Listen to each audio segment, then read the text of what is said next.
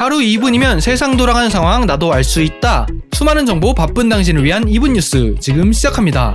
더불어민주당과 정부, 청와대는 9월 6일 2차 긴급재난지원금을 선별적으로 지원하기로 최종 합의했습니다. 지원 대상은 코로나19 재확산으로 인해 매출과 소득이 급감한 영세 자영업자와 특수형태 근로종사자입니다. 지원 규모는 7조 원가량 됩니다. 해당 지원금은 9월 30일 이전까지 지급을 마무리할 예정입니다.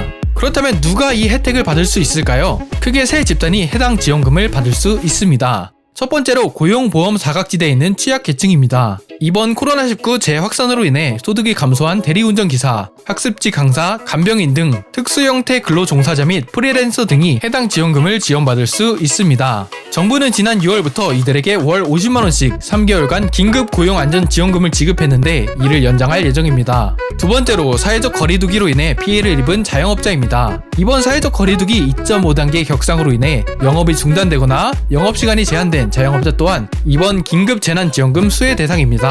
예를 들어 PC방, 노래방, 카페, 음식점 등의 자영업자들이 포함됩니다. 이들에게는 새희망 자금 지원이라는 명목하에 현금을 지원할 예정입니다.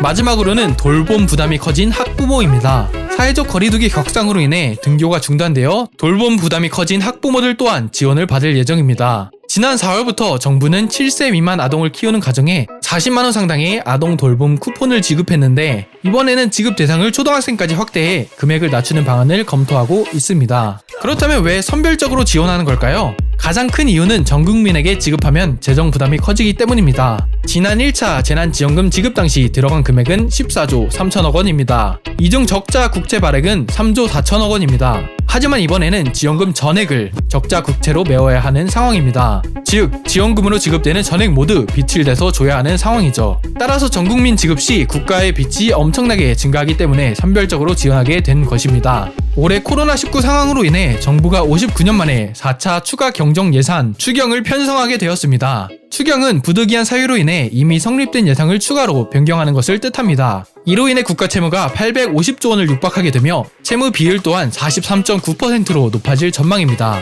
이상 9월 7일 2분 뉴스 마치겠습니다. 볼만했다면 구독과 좋아요 부탁드리겠습니다.